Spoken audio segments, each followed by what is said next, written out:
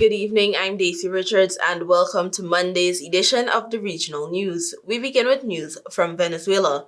Thousands of Venezuelans marched across this South American country on Saturday over its contested election as President Nicolas Maduro told supporters some 2,000 people had been arrested during protests against the results.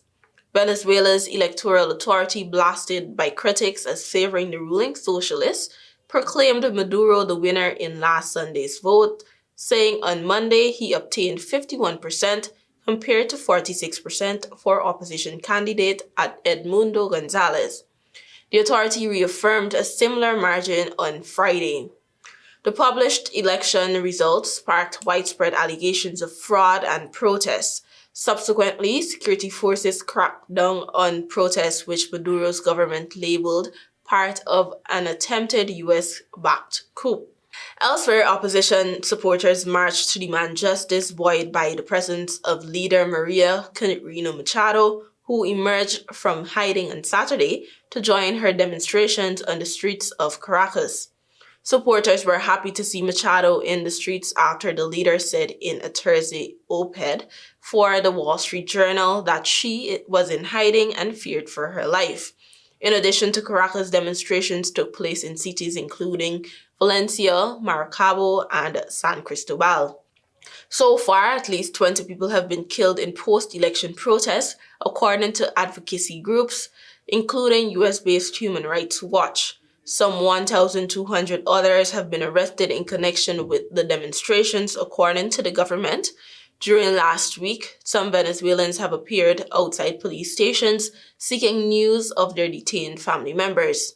Nations including the US and Argentina have already recognized Gonzalez as the election's winner, with US Secretary of State Antony Blinken on Thursday citing quote-unquote overwhelming evidence. Costa Rica, Ecuador, Panama, and Uruguay also concluded on Friday that Gonzalez received the most votes. Others, including Russia, China, and Cuba, have congratulated Maduro. While in Trinidad and Tobago, Kamal Maharaj Forte, who was reported missing on July 19, was found alive at a shop in Cedros where he went to ask for a phone call on Friday and was assisting police for the investigation into his disappearance. The owner recognized him and contacted the Cedros police, who responded with officers of the anti-kidnapping unit. Hunter's search and rescue team confirmed that Maharaj had been found. He said Kamal contacted Ayub and asked for help about a week ago.